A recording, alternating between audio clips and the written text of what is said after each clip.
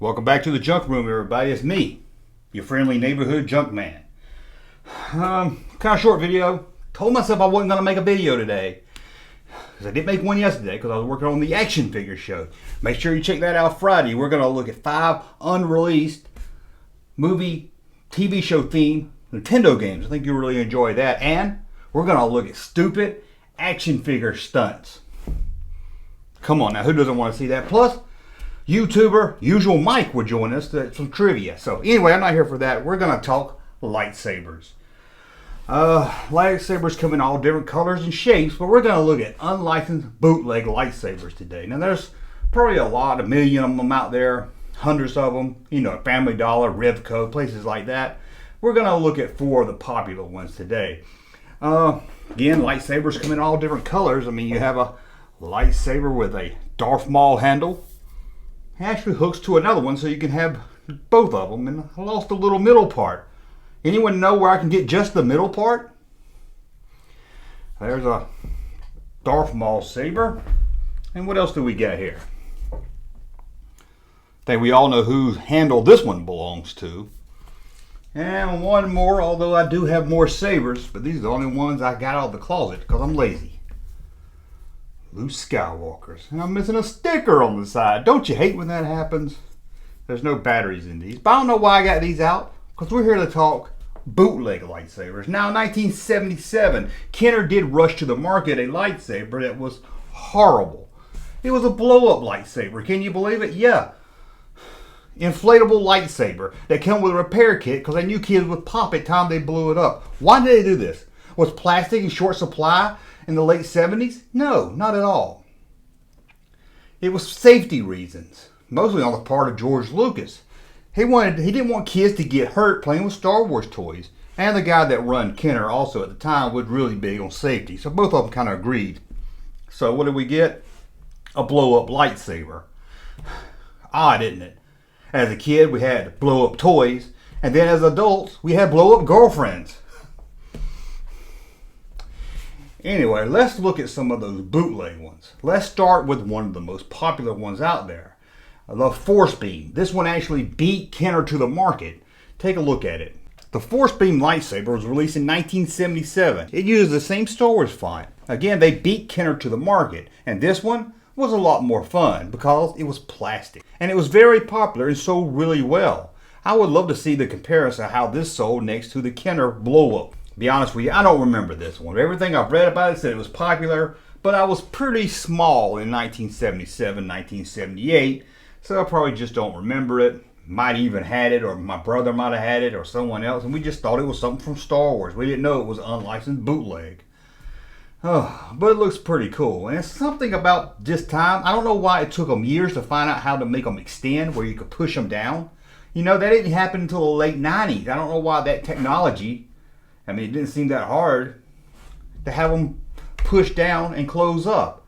Even in the 90s, when they first came out with the push down saber blade, it didn't go all the way down. You had about this much of the lightsaber blade sticking above the handle at all times.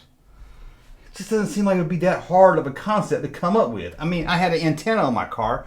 Well, not my car, my dad's station wagon. And it would go down like that. Don't see why it would be so hard for a lightsaber. But let's look at another bootleg one right now. This one came a little later in the release. 1984's Laser Sword. And that's where George Lucas got the name Laser Sword when he mentioned it in The Phantom Menace. This one glows in the dark. It says it uses batteries. So I'm not sure why you need batteries if it glows in the dark. I can't see where it makes sounds, but maybe it did. This one here was released in Sweden. Kind of an odd looking one if you ask me. And now let's go back to the US. We talked about the Kenner, the inflatable one from Kenner. Well, can you believe it? Somebody knocked that gimmick off also and released a blow-up bootleg lightsaber set. And they were smarter than Kenner because it came with 2. Anyone buying these would want 2. So if you went to the store or your parents were cheap and they saw the Kenner one that came with 1, or this bootleg one that was almost the same that came with 2 sabers, why not buy both of them? Especially if you got two kids in your house that's going to fight each other. 2 is always better than 1, right? Check this one out. The Star Swords, released in 1977 in the US. It does come with two sabers, and according to the front of the box, you think you get two different color sabers, but you don't. They're both red. So you have to play Vader versus Vader. Look at the package. Look at Vader. He looks kind of like that fake stormtrooper in Battlestar Galactica, the Cylon. But this is way before they came out. And look at the bootleg Luke.